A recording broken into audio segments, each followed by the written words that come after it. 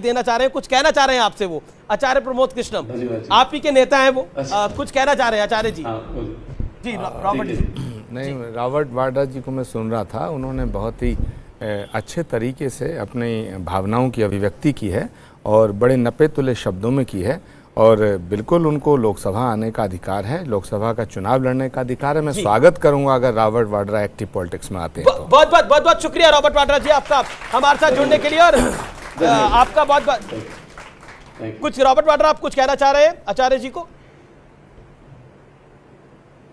मैं धन्यवाद देता हूं और सही समय पे अगर लोगों को लगेगा कि मैं कुछ बदलाव ला सकता हूं, कि उनके क्षेत्र में कुछ प्रगति कर सकता हूं और अगर फैमिलीज अगर मेरा परिवार उसमें शामिल है, मतलब वो खुश होते हैं, तो मैं जरूर वो कदम लूंगा। धन्यवाद जी। शुक्रिया आपका बहुत बहुत हमारे साथ जुड़ने के लिए। और इस सब हम चर्चा को आगे बढ़ाते हैं। रॉबर्ट वाड्रा हमारे साथ थे एक्सक्लूसिवली बात करने के लिए। उनका कहना है कि नफरत हार गई है, मोहब्बत जीती है, जो राहुल गांधी ने बोला। और सबसे पहले शहजाद पूनावाला मैं आपके पास आता हूं, क्या से क्या हो गया? मैं तो कहूंगा मामला बहुत पीछे रह गया। मैं तो कहूंगा कि आज लोकतंत्र और ईवीएम जीत गई है, इसके लिए पहले ताली बजा दो कि आज कम से कम ईवीएम को जो ये लोग हर रोज कटघरे में खड़ा करते थे, लोकतंत्र की मृतक शव को कहीं ढूंढने जाते थे, आज कम से कम ये सुनना बंद हो जाएगा कि लोकतंत्र मृतक है और ईवीएम जो है वो बिगड़ चुका है। तो कम से कम ईवीएम के लिए तालियां बजाएं। अच्छा एक बात बताइए, अब बजरंगबली पर आ जाते हैं। उसमें भी कांग्रेस ने एक ट्वीट करा है कि बजरंगबली की पूंछ में आग लगी है और लंका कहीं और जल गई है, यानी भारतीय जनता पार्टी की सरकार धुआं हो गई है। अब जवाब दे दीजिए इस बात का भी 20 सेकंड के अंदर। देखिए ऐसा है, उनको शायद ज्ञान नहीं है कि जो आज उत्तर प्रदेश में हमारी भारी मात्रा में जीत हुई है, उसमें अयोध्या जी, वाराणसी में मतलब काशी जी और प्रयागराज मतलब महाकुंभ का जो गढ़ है, वहां पर तीनों जगह भारतीय जनता पार्टी की जीत हुई है। अर्थात जो राम में विश्वास रखने वाले हैं लोग, उनको आज राम जन्मभूमि में जीत हुई है। और जिन्होंने राम जी के अस्तित्व पर सवाल उठाया, आज वो भी बजरंगबली के लिए खड़े हो चुके हैं। ये हमारी वैचारिक जीत है, ये सबसे बड़ी। अब 10 सेकंड भाई, आपने इतना बड़ा लंबा मंच दिया उनको, 10 सेकंड बोलने तो। अरे भैया अब कांग्रेस का दिन है ये भैया, आज उनको बड़ी जीत मिली। कांग्रेस नहीं बोल रही थी अभी, कांग्रेस ही बोल रहा था। मैं आपको बताता हूं क्यों, क्योंकि अभी खड़गे, एक सेकंड भैया सुन लीजिए। खड़गे जी ने जब उनको पूछा गया कि अगला मुख्यमंत्री कौन होगा, तो उन्होंने बोला हाई कमांड विल डिसाइड। अब बताइए, राष्ट्रीय अध्यक्ष कांग्रेस पार्टी का कह रहा है हाई कमांड विल डिसाइड, मतलब वो कांग्रेस पार्टी थे। 10 सेकंड प्लीज, थोड़ा सा पहले तो मैं सम्मान पूर्वक और बड़े आदर पूर्वक जो जनता ने हमें कर्नाटका में फैसला सुना है, उसका विनम्रता से मैं स्वीकारता हूं और नमन करता हूं उनको, जैसे उत्तर प्रदेश में भी नमन करता हूं। 2-3 मुद्दे सिर्फ। ये दरअसल तुष्टीकरण के ठोक विक्रेता आज सामने आ चुके हैं। जिस प्रकार का उन्होंने कैंपेन शुरू किया था कि एसडीपीआई के साथ गठबंधन कर लो, गौ हत्या का कानून हटा दो, धर्मांतरण का कानून हटा दो, ये सारी चीजों को लेकर जब वो गए, तब जेडीएस का एक तबका, एक टीवीटी, जिसको आप टीवीटी कहते हैं ना, मैं भी टीवीटी कहता हूं, द वोट बैंक एंड तुष्टीकरण सिस्टम, ये टीवीटी पूरा ट्रांसफर हुआ है। उस टीवीटी के चलते इनका 4-5% वोट बढ़ गया, तो न्यूमेरिकल जीत इनकी हुई है। अब आप मानिए ना कि एक आपकी बड़ी हार हो गई है आचार्य जी, न्यूमेरिकल ये जीते हैं। जी अच्छा, पर ये जो लोग राम जी के अस्तित्व पर सवाल उठाते थे, आज बजरंगबली की जय बोल रहे हैं, ये मेरी जीत हुई है, ये हमारी जीत हुई है। ठीक है, ओके, इससे बड़ी जीत कहां हो सकती है? ठीक है, ओके। अच्छा आचार्य जी, तो क्या आपको लगता है ये जीत, बीजेपी कह रही है हमारी वैचारिक जीत है, जैसे कांग्रेस गुजरात में अपनी वैचारिक जीत मान रही थी, बीजेपी कर्नाटक में अपनी वैचारिक जीत मान रही है? भगवान करे इनकी ऐसे ही वैचारिक जीत होती रहे, हमारी जमीन पे जीत होती रहे। अच्छी बात है। तो रोम से राम पे आए, इससे बड़ी जीत क्या हो सकती है? रोम से राम पे आ गए भाई। आचार्य जी। दूसरी बात यह है, शहजाद पूनावाला बड़े चतुर प्रवक्ता हैं, लेकिन अभी वो ये मान के भाषण दे रहे थे जैसे अभी चुनाव चल रहा है, एग्जिट पोल पे बोल रहे हैं भैया रिजल्ट आ चुका, ये सब रिजल्ट आ चुका। अब अमीश देवगन जी, आपसे बड़ी विनम्रता के साथ आपने मुझसे सवाल किया, मेरा जवाब सुनिए। बीजेपी के प्रवक्ता, बीजेपी पार्टी पहले तो ये बताए कि ये बजरंगबली की जीत है या बजरंगबली का नाम लेकर के जो बजरंग दल को आपने आगे किया उसकी जीत है। मुझे लगता है कि बिना बजरंगबली के कोई जीत संभव नहीं है और आज की जीत बजरंग दल की हार है और बजरंगबली की जीत है। इसलिए मैं सबसे कहूंगा कि बोलो बजरंगबली की। रहमान खान से बुलवा देते, उन्होंने बोला डर का नारा है। ठीक है, अब जी अब आचार्य जी अपनी बात को पूरा कर ले। आचार्य जी अपनी बात, okay, let's be sport today. BJP has to learn this now कि थोड़ा सपोर्टिंगली देखे। चुनाव में हार जीत होती है शहजाद, ये बड़ी जीत है कांग्रेस पार्टी की, अरसे बाद कांग्रेस को इतनी बड़ी जीत मिली। अमीश, दूसरी बात ये है कि मुझे लगता है संजीवनी है ये कांग्रेस के लिए। नहीं, संजीवनी है या ये भाई संजीवनी नहीं, ये संजीवनी नहीं है, ये बात, ये विषय नहीं है। विषय ये है कि ये बीजेपी की इतनी बड़ी हार क्यों हुई। मुझे लगता है कि भारतीय जनता पार्टी के जो नेता थे, जो इनके प्रवक्ता थे, उनका ना एरोगेंस का जो लेवल था वो बहुत बढ़ गया था, बहुत ज़्यादा हो गया था। ये जीत और वहाँ इनकी हार, हमारी जीत होना ज़रूरी था, क्योंकि जब कभी एक आदमी का अहंकार बढ़ता है और वो दूसरे विपक्ष को एकदम ऐसे सोचता है कि बोलने नहीं देता, तो वो उसको झटका परमात्मा देता है, प्रकृति देती है और जनता देती है। एक्सपर्ट साहब से कुछ सवाल पूछा जा रहा है, आपका क्या सवाल है? अरे मेरी बात तो पूरा, अमीश देवगन, आपको इतनी जल्दी क्या है ना? अभी लगातार भाजपा पे जो प्रश्न उठा रहे हैं, आपने भी उठाया, तो मैं एक लाइन बोलना चाहता हूं। चर्चे आम हो तो किससे भी जरूर होते हैं, उंगलियां उन्हीं पे उठती हैं जो मशहूर होते हैं। अरे कांग्रेस तो लगातार हारती रही, राहुल गांधी आज तो बीजेपी हारी है। नहीं, राहुल गांधी जी 40 बार चुनाव हारे थे, तब मुझे बता दीजिए बजरंगबली किसके साथ थे? आप मुझे इसका उत्तर दे दीजिए। इस चुनाव में बजरंगबली आया, इसलिए मुद्दा उठाया गया। ठीक, जी जी। और कर्नाटक का तो ये ट्रेंड रहा है, एक सरकार रिपीट नहीं होती है, वही अदला बदली होती है, अदला बदली होती है। वो कहते हैं ट्रेंड था, इसके अंदर बजरंगबली के होने ना होने का कोई नुकसान या फायदा नहीं। अमीश देवगन, 60 साल से ज्यादा कांग्रेस ने इस देश पे राज किया, इस देश पे हुकूमत की है, इस देश ने की जनता के आशीर्वाद से देश को चलाया है। लेकिन तो कभी हाँ, बात ठीक कह रहे हैं, मोस्ट इम्पोर्टेंट, बिल्कुल। इससे पहले परिवार को देश मानते थे ये लोग। 2014 से पहले परिवार के अलावा देश था इनका कोई, इनका माँ बाप, माई बाप सब परिवार की था, तो देश का मानते थे। अच्छा, अब मानने लगे। अमीश देवगन, अब आचार्य जी से कई सारे सवाल है, संजय कुमार से 1-2 सवाल है। सवाल हमने तो 8 साल से सवाल हमसे ही किए, आपने इनसे तो किए नहीं। हमने सबसे करे सर। और ईवीएम छूट गई, अमीश पकड़ा अरे गया। एक ईवीएम बच गई, अमीश पकड़ा गया। अच्छा आचार्य जी, अच्छा सुनिए, आपके साथ ये इतने परेशान क्यों हैं? मैं आप बताइए, आप आज भी नहीं समझ रहे परेशान क्यों है? मैं बताऊं, मैं आप नहीं समझ रहे परेशान क्यों है? आपने इनकी एक सरकार छीन ली है और हार भी ऐसी वैसी नहीं हुई भाई, हार भी ऐसी वैसी नहीं हुई। पानी पिला के हराया आपने, पानी पिला के हराया है। अमीश जी, ऐसा है अमीश जी, मैं इसलिए परेशान हूँ क्योंकि सिद्धरमैया का घोषित बयान है कि काउ स्लॉटर लॉ को हटा देंगे। अब मुझे सारे लॉ अपने देखिए, आचार्य जी के लिए चिंता हो रही है। आचार्य जी के लिए मुझे बोलने दो भाई। कहते हैं कि अच्छा, अगर नहीं चाहते तो मैं चुप रहता हूं। वो जीत जाता है, उसमें साम दाम दंड भेद सब चीजें आती हैं। अच्छा अमीश, इलेक्शन जीती है कांग्रेस पार्टी, और छोटा मोटा इलेक्शन कांग्रेस नहीं जीती है। भारतीय जनता पार्टी का हम कह सकते हैं कि अप्रत्याशित हार हुई है। अच्छा, 65 सीटें बीजेपी को और कांग्रेस की 135 के आसपास। अमीश, क्या आपको लगता है? नहीं, मुझे आपने 1 मिनट भी नहीं बोलने दिया। मैंने आपको बोलने दिया, आपने 3 मिनट बोला, आपको समझ दिया, बीच में आप बोले। अच्छा, आप 30 सेकंड अपनी बात को ठीक है। अब मैं कहना चाहता हूं, लास्ट 30 सेकंड सुनिए। पहली बात, कर्नाटक की जनता ने यह सिद्ध कर दिया है कि इनके साथ बजरंग दल है, हमारे साथ बजरंगबली है, ये सिद्ध कर दिया। दूसरी बात सुनिए, हमारे साथ बजरंग बली भी हैं और हमारे साथ मौला अली भी हैं, अली भी हमारे साथ, बली भी हमारे साथ। और सुनिए महाराज, सुनो अमीश देवगन, अब तक मैं जरा थोड़ा सा बैकफुट पे खेल रहा था, अब जरा मैं बल्ला घुमाऊंगा। मैं आज आपके तो चैनल रॉबर्ट से भी है भाई, सुनिए, बली और अली नहीं, रॉबर्ट भी है। एक आपके साथ रॉबर्ट, एक सेकंड, बली अली और सबके वली, आपके वली रॉबर्ट भी है। हमें खुशी है। सुनिए, चर्चा को हम आगे बढ़ा रहे हैं, चर्चा को हम आगे बढ़ा रहे हैं। आचार्य जी, आप कह रहे हैं बली, बजरंग बली भी आपके साथ है, और आपने फिर अभी कुछ देर पहले अली का भी नाम लिया। क्या आपको लगता है बीजेपी आपको एक प्लान में फंसा रही थी, लेकिन कांग्रेस फंस नहीं पाई?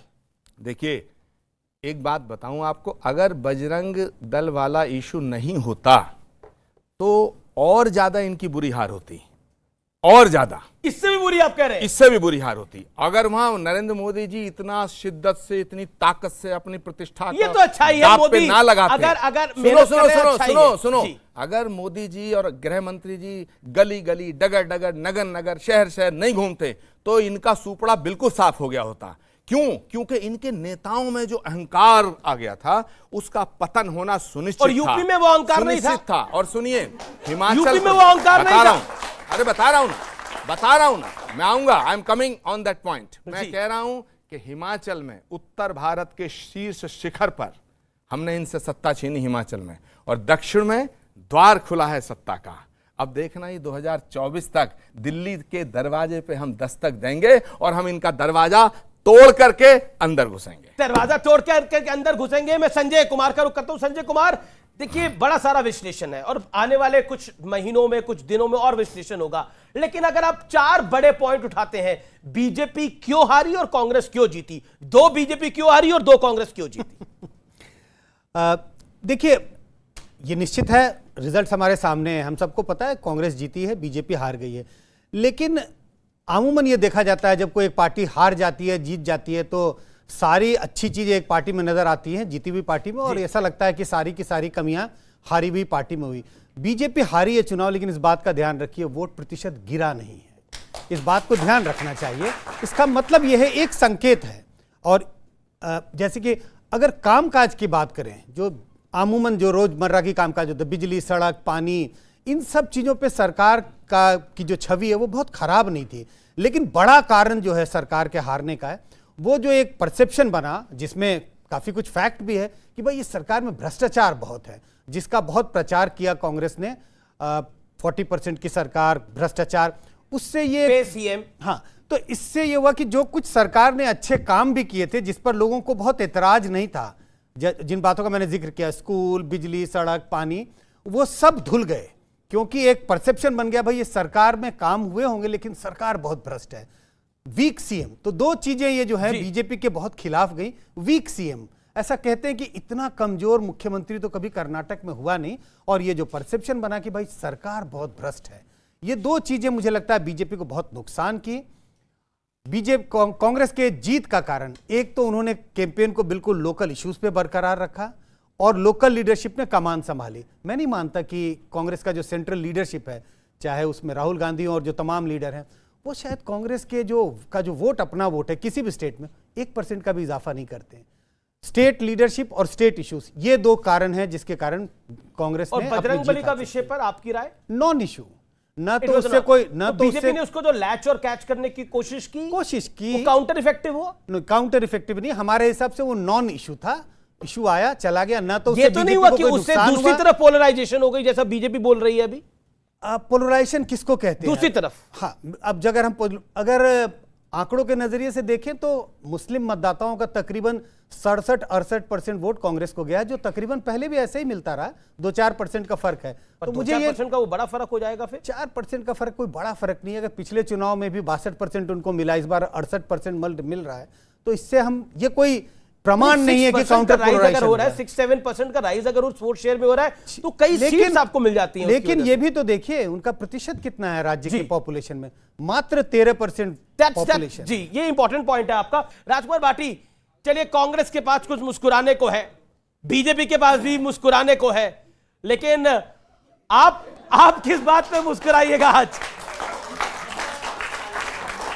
सबके पास सब कुछ है। अगर कर्नाटक के परिणाम पर शहजाद पूनावाला मुस्कुरा सकते हैं, खुश हो सकते हैं, तो हम तो यूपी के परिणाम पर ठहाका लगा सकते हैं। मुझे तो 30 साल पुरानी एक घटना याद आती है। थाने के बाहर हम खड़े थे, थाने से एक आदमी निकला, उसका कुर्ता फटा हुआ था, मुंह सूजा हुआ था, बुरी तरह पिटा था। वो आके बाहर बोला कि मुझे दरोगा ने इतनी गंदी गंदी गालियां दी हैं, मेरे कपड़े फाड़ दिए और मुझे बुरी तरह पीटा है, मैं जैसे तैसे इज्जत बचा के बाहर आया हूँ। तो हमारी हंसी छूट गई, भैया तेरी इज्जत अब भी बच गई? बोले मेरे कच्चा बनियान तो सुरक्षित हैं। तो शहजाद पूनावाला तो कच्चा बनियान पे खुश हो रहे हैं। बोला हमारी तो सीट इतनी तो आ गई। उत्तर प्रदेश में अमीश जी, मैं गंभीर बात, अपने विषय पर क्या बोलेंगे? हाँ, उनके लिए तो वो बोल रहे हैं, आपकी तो एक भी नहीं आई है। मैं इसमें क्या बोलूं? आपने क्योंकि इस लिहाजे में बोला, अपने लिए क्या बोलेंगे? उसी विषय पर बोल रहा हूं। उत्तर प्रदेश के स्थानीय निकाय, कम से कम वो तो है, सुन तो लें आप। उत्तर प्रदेश के स्थानीय निकाय चुनाव में हमारी सीट भी बढ़ी है, हमारी वोट भी बढ़ी है। देखिए ये शहरी निकाय का चुनाव हुआ है, और सुन लो, वैसे बहुत कम समय ले रहा हूं मैं। शहरों में भारतीय जनता पार्टी जनसंघ के जमाने से पूरा देश जानता है कि शहरों की पार्टी रही है, शहरों में भारतीय जनता पार्टी मजबूत रही है। जब उत्तर प्रदेश में समाजवादी पार्टी की सरकार थी तब भी शहरी निकायों में भारतीय जनता पार्टी ज्यादा जीतती थी।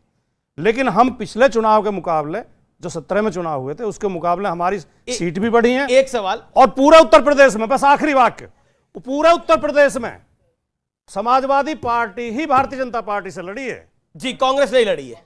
अच्छा एक सवाल, एक सवाल क्योंकि शहजाद को जवाब देना है, लेकिन एक पॉइंट है, बीजेपी नगर निकाय चुनाव जीतकर, नगर निगम चुनाव जीतकर, मेयर का चुनाव जीतकर, बीजेपी तो अंडरगारमेंट्स में है और समाजवादी पार्टी ये तीनों चुनाव हार गई है। मेयर के इलेक्शन इनकी 0 सीट है और आप पूरे कपड़ों के साथ है। ये जो आपने जो ये विश्लेषण करा, ये बड़े दिनों तक चलेगा सर, बड़े दिनों तक चलेगा। लेकिन ऐसा नहीं, अंडरगारमेंट्स में कर्नाटक चुनाव को लेकर मैंने कहा, अच्छा कर्नाटक में हो रहे हैं, वो कह रहे हैं हम खुश हैं। क्योंकि कांग्रेस अब 2024 की बात कर रही है। Don't you think Congress is jumping the gun? ये चुनाव की जीत तो बहुत ही हमारे लिए अहम जीत है, क्योंकि इस तरह से दक्षिण का दरवाजा भाजपा के लिए बंद हो गया है।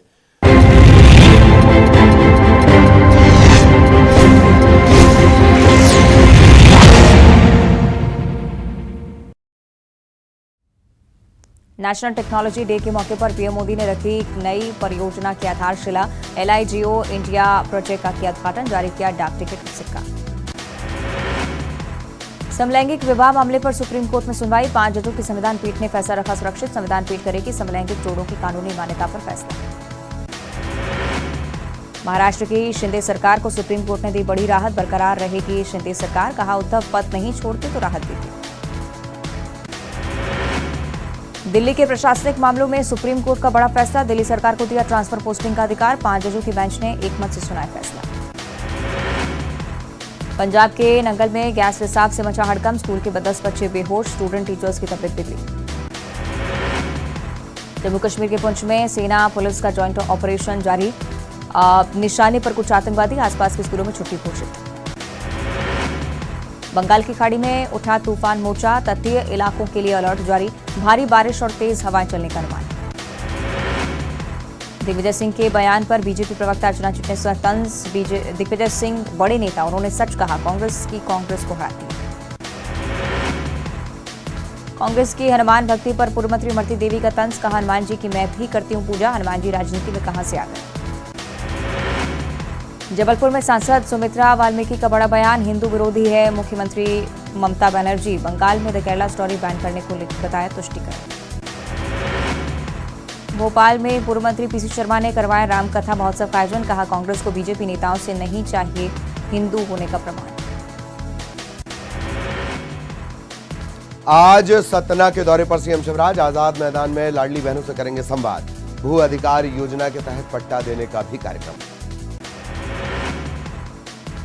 छतरपुर के बागेश्वर धाम पहुंचे प्रीतम लोधी, धीरेन्द्र शास्त्री का लिया आशीर्वाद।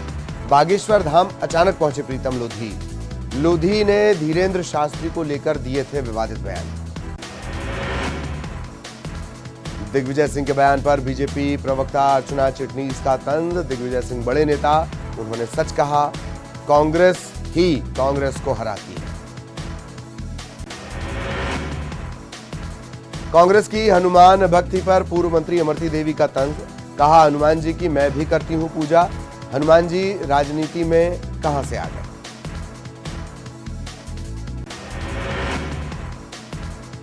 जबलपुर में सांसद सुमित्रा वाल्मीकि का बड़ा बयान, हिंदू विरोधी हैं मुख्यमंत्री ममता बनर्जी, बंगाल में द केरल स्टोरी बैन करने को बताया तुष्टीकरण की राजनीति।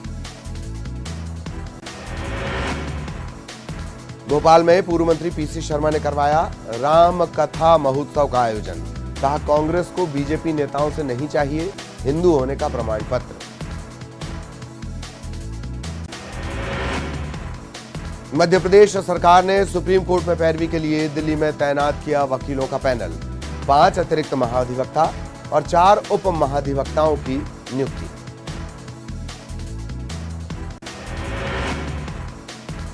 भोपाल में BCLL बस में जमकर तोड़फोड़, बदमाशों ने हमला कर बस के शीशे तोड़े, तोड़फोड़ के वक्त बस में सवार थे यात्रियों ने भागकर बचाई जान।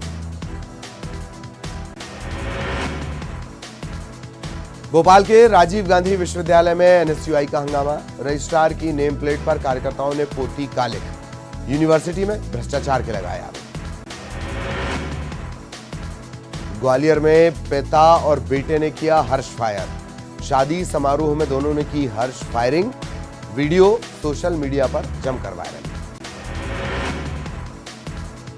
टीकमगढ़ पुलिस ने साइबर सेल की मदद से ढूंढे चोरी किए गए 82 मोबाइल फोन, पुलिस ने मोबाइल मालिकों को लौटाए, बरामद मोबाइल फोन की कीमत तकरीबन 17 लाख।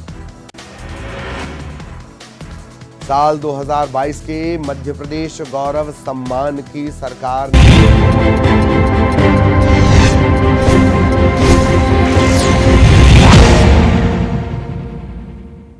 शहजाद पूनावाला, आपकी प्रतिक्रिया, क्योंकि ये एक बात ऐसी बोली गई जो कि मुझे लगता है कि किसी सार्वजनिक मंच पर अवॉइड करनी चाहिए, लेकिन what is your take?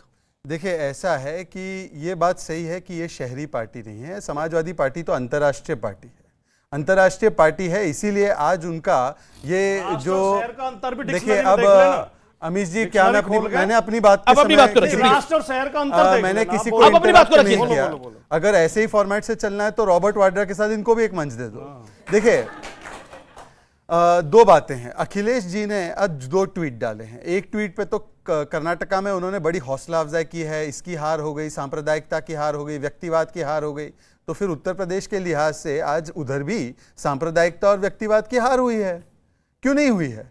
Uttar Pradesh के लिहाज में जो मैं कह रहा था ना, ईवीएम यहां पर बहाल, ईवीएम कर्नाटका में बहाल, परंतु अखिलेश के लिए ईवीएम का उत्तर प्रदेश में सवाल। उन्होंने इलेक्शन कमीशन पर लंबी आरोप की फहरिस्त लगा दी है कि ये इलेक्शन कमीशन जो है वो ठीक से काम नहीं कर रहा था, इसलिए हम हार गए। यहां पे बता रहे नहीं वोट शेयर बढ़ा है। अब एक झूठ तय करके आए ना, वोट शेयर बढ़ा है तो ईवीएम इलेक्शन कमीशन ठीक से काम कर रहा था, या इलेक्शन कमीशन ठीक से काम नहीं कर रहा था, वोट शेयर कैसे बढ़ा? कह रहे हैं कि बीजेपी के कपड़े उतर गए हैं इनडायरेक्टली। अब देखिए, जो नग्न अवस्था में हो राजनीतिक रूप से, तो वो नग्न अवस्था में जो ऐसे ही इधर उधर घूम रहा हो, उसके बारे में क्या ही बोला जाए। अब मुझे लगता है कि राजनीति में जो नग्न अवस्था है 14, 17, एक सेकंड सर, मुझे अपनी बात तो रखने दीजिए। 14, 17, 19, 22 और 23 में सारी जगह पे नग्न अवस्था में राजनीतिक रूप से, और अन्यथा ना लिया जाए, वरना ये जाके इस पे भी शिकायत करेंगे। अब देखिए, मैं 2-3 बातें क्लियरली करना चाहता हूं। भाई साहब बड़े विश्लेषक है, देश के जाने माने, वो कह रहे हैं 3 बड़ी बातें उन्होंने की। एक, उन्होंने बात कही कि एंटी इनकम्बेंसी कुछ नहीं है, अगर ऐसा होता तो हमारा वोट शेयर गिरता, बड़े पैमाने पर नहीं हुआ है। दूसरी बात, राहुल गांधी को लेकर कि उनका कोई असर नहीं है, ये लोकल लीडरशिप का उनका श्रेय है। मेरा उससे एक सवाल निर्माण होता है। चलिए, आपने हमारे सीएम को वीक सीएम कहा, इनके यहां कौन है डबल सीएम, ट्रिपल सीएम? पूछिए जरा। सचिन पायलट कर्नाटका में पैदा हो जाएगा तो ये उस सचिन पायलट के लिए भी पैरवी करने लगेंगे। वो तो अभी भी सड़क पर ही है। ये सचिन पायलट के लिए पैरवी करते हैं, वहां पर भी पैरवी करने लगेंगे। सवाल क्या है? अमीश जी, मेरा शहजाद से सवाल है। देखिए, हमारे जो पीएम, हमारा छोटा सवाल, हमारे पीएम साहब हर जगह जाके करप्शन के बारे में बात करते हैं। जहां पे एलिगेशन लगे कर्नाटका सरकार पे, इनका मंत्री पकड़ा गया, 40% का कैंपेन हुआ, आपको नहीं लगता कि एक नैतिक उनकी जिम्मेदारी थी कि जो ईडी सीबीआई पूरे देश में काम करती है रैम्पेंट तरीके से, उनको कर्नाटका में जाके भी रेड करनी चाहिए थी? बहुत अच्छी बात है। मैं बताऊं, जब ईडी सीबीआई को घुसना पड़ता है वो तब होता है जब वहां की एजेंसी काम नहीं करती। हमारी तो खुद की एजेंसी ने उस एमएलए को पकड़ा था। दूसरी बात, पर मैं आपसे पूछना चाहता हूं, डीके शिव कुमार के ऊपर 2 चार्जेस है जो कोर्ट ने अभी तक निरस्त नहीं किए, क्या वो करप्ट है आपके लिए? पहली बात। दूसरी बात, जगदीश शेट्टर, सुन लीजिए, जगदीश शेट्टर जिनको आपने बनाया वो हार भी गए हैं। जगदीश शेट्टर का ऑन रिकॉर्ड स्टेटमेंट है, सिद्धरामैया मोस्ट करप्ट पर्सनैलिटी इन कर्नाटका। बताइए क्या कार्रवाई करेंगे? देखिए, बताइए कार्रवाई क्या करेंगे? मैं आप शहजाद, मैं आपको, आपने बोला कि ईडी सीबीआई वो हमारी एजेंसी ने काम किया। मैं आपको और दर्शकों को भी ये बता दूं, ईडी के जो मुकदमे होते हैं मनी लॉन्ड्रिंग के, उसकी संस्था सिर्फ ईडी है। जो मनी लॉन्ड्रिंग होगा तब तो मनी लॉन्ड्रिंग का केस, जो भारतीय जनता होगा वो तो एजेंसी करेगी। आप ये बोल रहे हैं, वही तो आप ये बोल रहे हैं कि जहां पर पैसे लेते हुए रंगे हाथ, अभी इलेक्शन जो विषय हो गया इलेक्शन के रिलेटेड, ये 2024 का आपको लगता है जो कांग्रेस के नेता 2024 का खाब देख रहे हैं, एक एक करके जो कांग्रेस के नेता 2024 का खाब देख रहे हैं, आपको लगता नहीं राहुल गांधी के वकील है? बहुत खाब बहुत जल्दी नहीं है वो, क्योंकि रॉबर्ट वाड्रा भी अभी कह रहे थे कि 2024 की अब हम बात करेंगे। राहुल गांधी और वो है मोहब्बत की आंधी, और ऐसी आंधी चली है कि कर्नाटक से लेकर के उसके बाद महाराष्ट्र, उसके बाद मध्य प्रदेश, और इधर जो उत्तर भारत के अंदर ये आंधी राहुल गांधी की मोहब्बत की बढ़ती चली जाएगी, और जो नफरत के दरख्त हैं उन सबको उठा करके बाहर फेंक देगी। मुझे तो ये लगा आप बोलने वाले कि कर्नाटक से आंधी चली और उत्तर प्रदेश में तूफान आ गया। आपने देखा नहीं? आपने हिमाचल नहीं देखा? हिमाचल देखा ना? ओके शहजाद अच्छा निरंजन जी कुछ कहना चाह रहे हैं, एक सेकंड ये जवाब देना चाह रहे हैं। वो कह रहे हैं आंधी चली है लेकिन उत्तर प्रदेश में तूफान थमसा गया है थोड़ा। देखिए अमीश जी 3 सवाल हैं। पहला सवाल तो जिस तरीके से कहते हैं कि सवाल मुझ पे छोड़ दीजिए, आप उनकी बात का जवाब दीजिए। नहीं मैं उनकी बात का नहीं, मैं आचार्य जी से सवाल आचार्य जी से सवाल है जी आचार्य जी से सवाल कर रहा हूँ कि जब कोई विपक्षी दल का बंदा भारतीय जनता पार्टी ज्वाइन करता है तो ईडी सीबीआई और ये सारी की सारी गान गाया जाता है। पिछले 3 महीने के अंदर 47 भारतीय जनता पार्टी के कर्नाटक में लोगों ने कांग्रेस ज्वाइन करी, तो क्या ईडी सीबीआई छुट्टी पे गई हुई थी? मतलब उनको डर नहीं लग रहा था? रही बात अब लोकतंत्र, राहुल गांधी की आंधी है ये नहीं। अभी दूसरा सवाल मेरा, जिस तरीके से कर्नाटक की जीत के ऊपर कांग्रेस खुशी मना रही है, तो अब राहुल गांधी जी दोबारा लंदन जाएंगे तो क्या अब उनको विदेशी ताकतों को ये नहीं कहेंगे ना कि भारत में लोकतंत्र स्थापित करने के लिए? ये वाजिब सवाल है, ये वाजिब सवाल है। आचार्य जी लोकतंत्र को तो कोई खतरा नहीं है अब, क्योंकि जब आप जीतोगे तो ईवीएम आपका पिटारा निकालेगा, एग्जिट पोल आपको जीता हुआ दिखाएगा, चैनल आपको जीता हुआ दिखाएंगे। अब तो सवाल नहीं है भारत के लोकतंत्र के ऊपर, जो गाहे बगाहे कांग्रेस पार्टी खड़ी करती रहती है। Answer that. देश सुन रहा है आपको, बजरंगबली भी सुन रहे हैं जी। देखिए अगर हम जीतेंगे तो फिर लोकतंत्र को खतरा क्यों हो सकता है? पूरा जवाब आने दीजिए ना। लेट्स बी फेयर एक एक करके सबका जवाब आए, जरूरी है। अमीश देवगन लोकतंत्र अगर मर गया होता तो मैं यहाँ कैसे खड़ा होता? तो जिंदा है लोकतंत्र, लेकिन लोकतंत्र को मारने की कोशिश हो रही थी, वो बचा लिया कर्नाटक में। कर्नाटक ने बचा लिया। अब दूसरी बात, और सचिन पायलट को कौन बचाएगा? वो उसकी चिंता मत करो, वो एक दिन लेकिन कांग्रेस जीत गई है, लेकिन वो तो बेचारे सड़क पर है आज भी। नहीं, वो एक दिन मुख्यमंत्री बनेंगे। राजस्थान की जनता का प्यार उनके साथ है। और अशोक गहलोत जी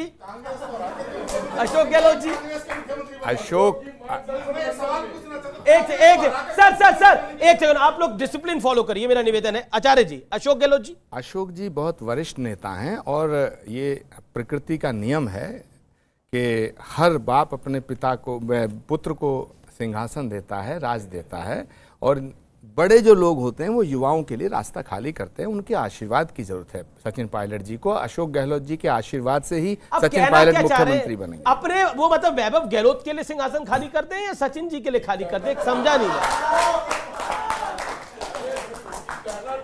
हम देखिए पहली बात ये विषय आज की जो डिबेट का वो कर्नाटक है। आप राजस्थान को क्यों ले जाना चाहते हैं? सचिन जी सड़क पर आज है, विषय वो भी है आज का। राजस्थान पे डिबेट करो, मैं उसमें अपनी बात को रखूंगा। अब मैं कहना मतलब कभी और राजस्थान की बात होगी। आपकी बात को मैं एग्री करता हूं आपकी बात से, लेकिन ये 2024 वाला ओवर कॉन्फिडेंस, संजय जी मैं आपकी बात आता हूं, ये 2024 वाला बिना जवाब लिए उधर चले। अच्छा बोलिए 30 सेकंड बोल लीजिए आप। अरे भाई हमारा भी हक है।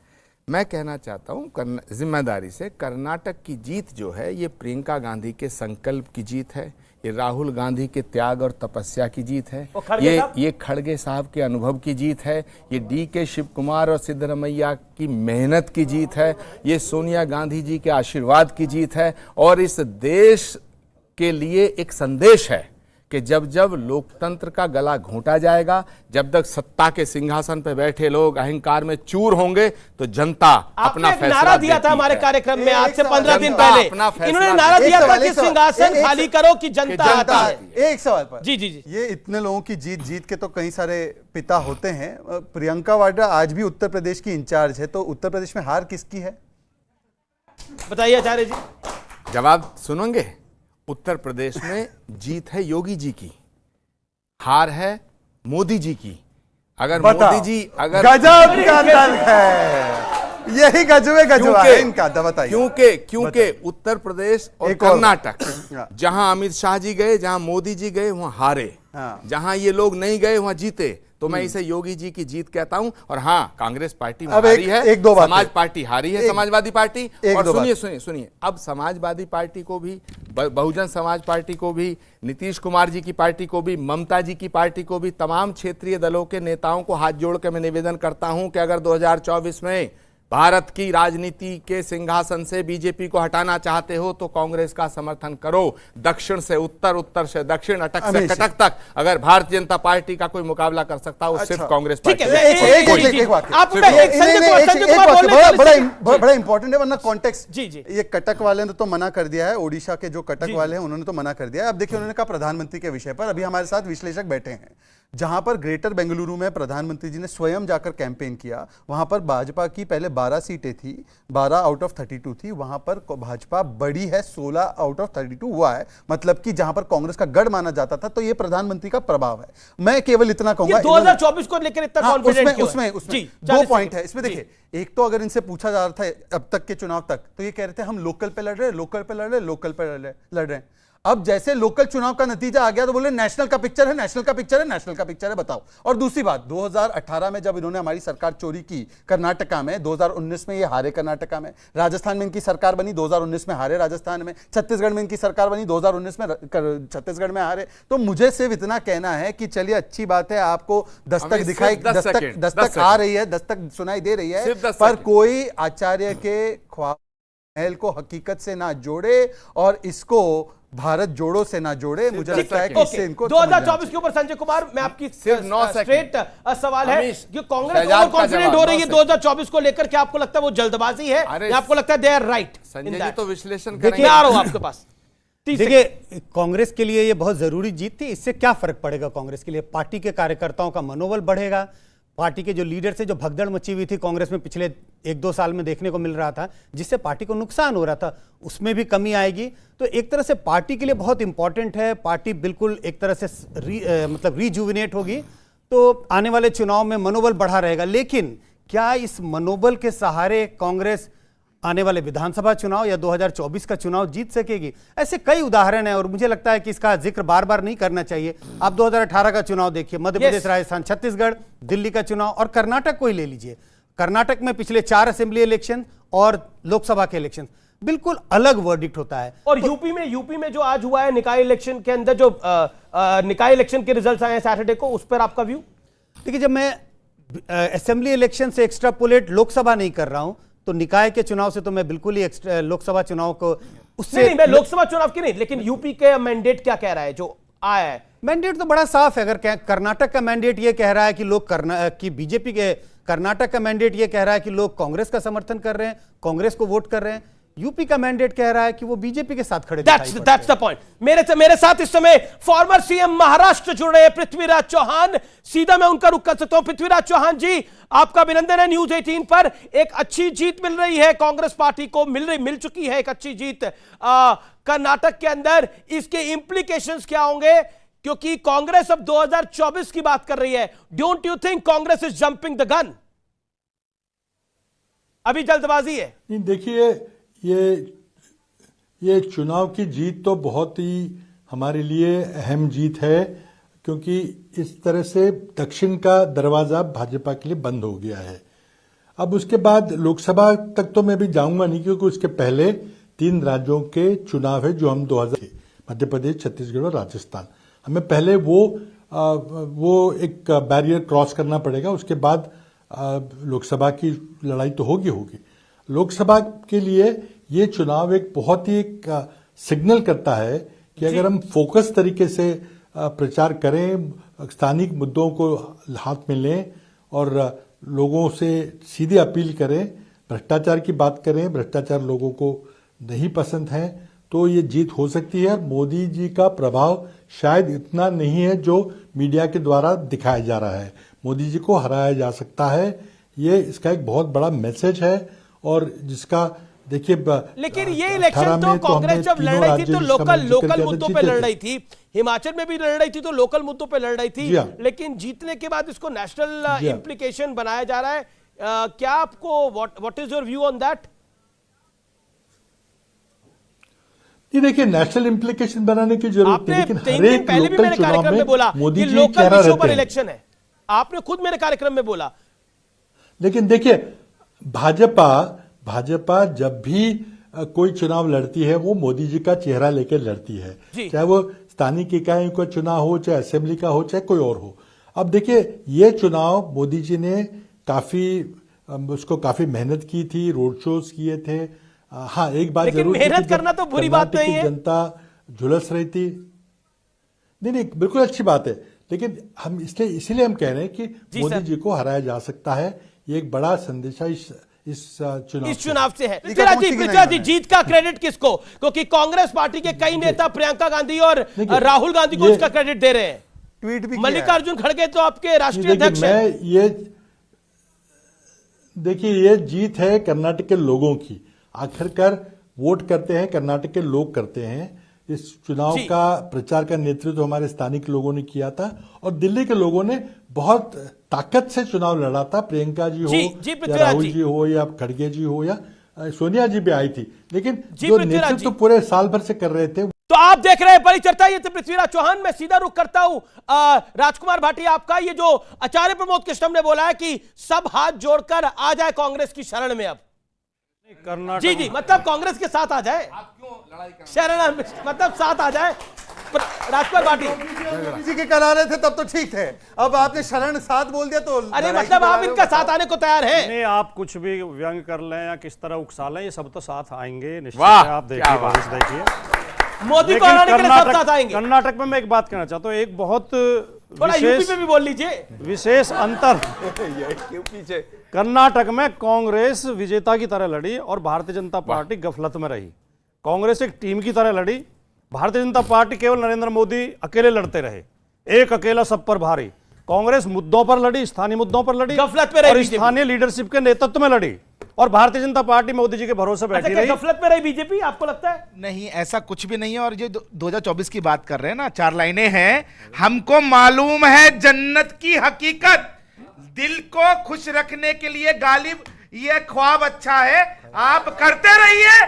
2024 में फिर दोबारा से नरेंद्र मोदी जी ने आना। ओके, कांग्रेस के लिए कितनी बड़ी बूस्टर डोज है ये? देखिए, हमारी पार्टी निश्चित तौर पर 2024 में कर्नाटक के रास्ते से विजय हासिल करेगी। और जिस तरह से राहुल गांधी है, प्रियंका वाड्रा, राहुल गांधी जी। और मैं एक बात और कहना चाहता हूं केवल कि जिस तरह से हर प्रदेश में, किसी भी प्रदेश में हमारी हार हुई, राहुल गांधी जी को भाजपा ने जिम्मेवार ठहराया, तो अब भाजपा की हार के लिए मोदी जी जिम्मेवार हैं और उन्हें मोदी जी के बिना आपका काम होता नहीं है किसी भी चीज में। लेकिन Acharya ji, on a serious note, the big question is this कि कांग्रेस पार्टी इस जीत को भुनाना चाहिए। एक लंबे अरसे बाद कांग्रेस पार्टी को जीत मिली है, लेकिन अंदरूनी कला जो है वो कांग्रेस की परमानेंट समस्या है। उस परमानेंट समस्या को कैसे भुनाएंगे, कैसे निपटाएंगे, कैसे निभाएंगे?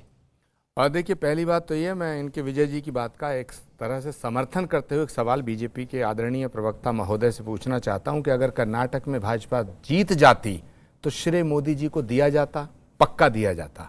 तो यदि हारी है तो उसकी जिम्मेदारी लेनी पड़ेगी, पहली बात। हमने तो इतने चुनाव हारे, हमने तो भाई, आपने हमें गाड़ी भर भर के जो है इल्ज़ाम दिए, हमने स्वीकार किए, हमने आपा नहीं खोया, हमने तो बड़े सहर्ष आपके जहर में बुझे हुए तीर झेले हैं भाई। अब जरा सा रेगिस्तान में एक बूंद चमकी है तो क्यों परेशानी हो रही है भाई? जवाब आचार्य जी।